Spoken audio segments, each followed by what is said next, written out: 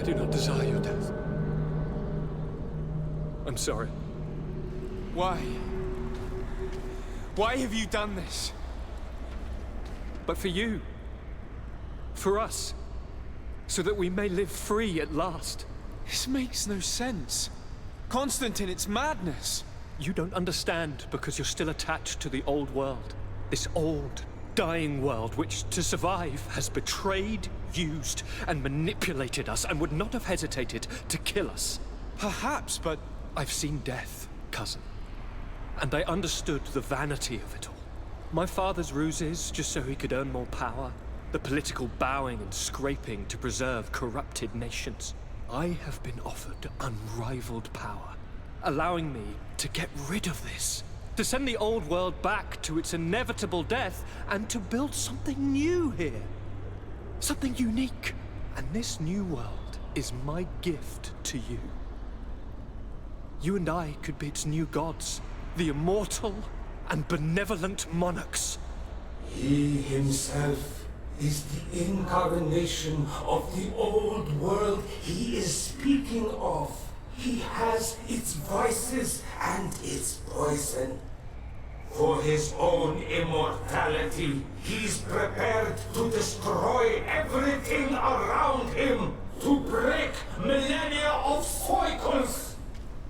I implore you, flesh of my land, think of all the lives that will come to an end to feed his pride. Don't listen to this old god. He's like all the others, after all, clinging to life. All you have to do is to bind yourself here, with me. And we will be gods together, forever.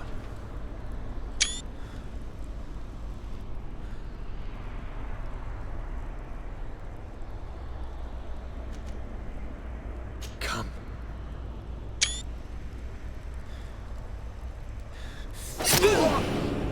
Oh, what a shame.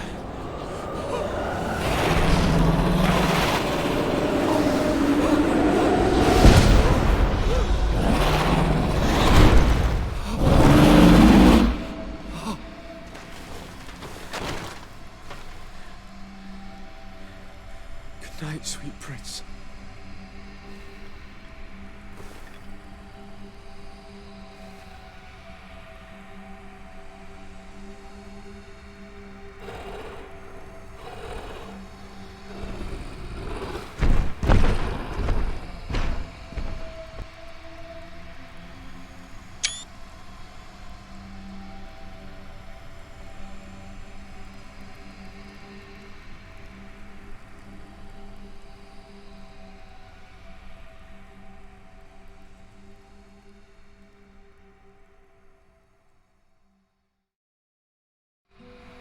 After the fall of Constantine, my young student managed to establish stronger links between the old nations and the natives.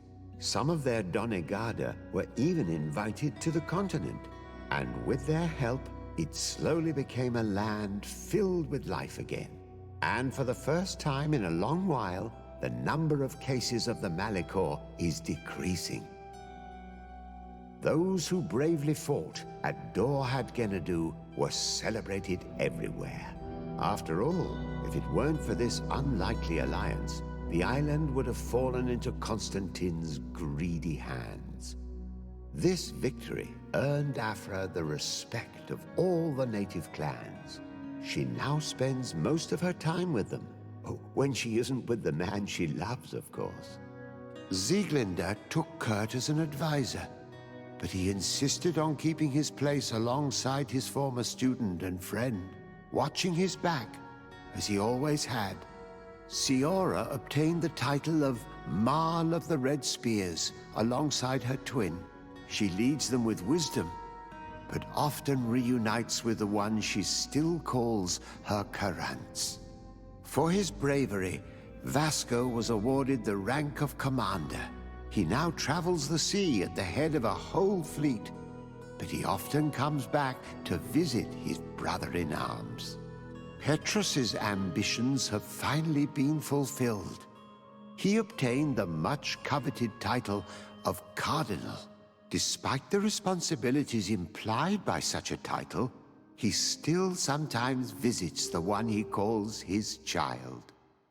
Despite the help Ulan received, which allowed him to restore the importance of the seaside Nemeus, he still had to renounce the role of Marl as he faced the contempt of the other clans.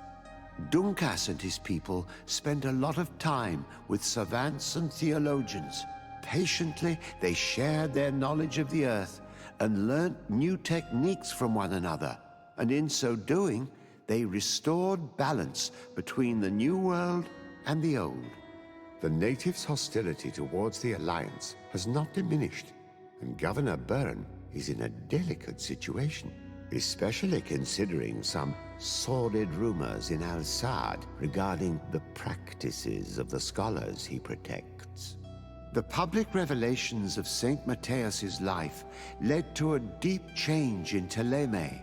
The Ordo Luminis was dismantled for good, and the missionaries' purpose is now to establish dialogue rather than conversion. Aware that their culture of secrets would lead them to their demise, the Nords changed their methods. They welcomed numerous new recruits amongst them, notably natives. Under Sieglinder's control, the Guard returned to the honorable values that had made its reputation. And they did so all the more easily now that their shadiest members were out of the picture.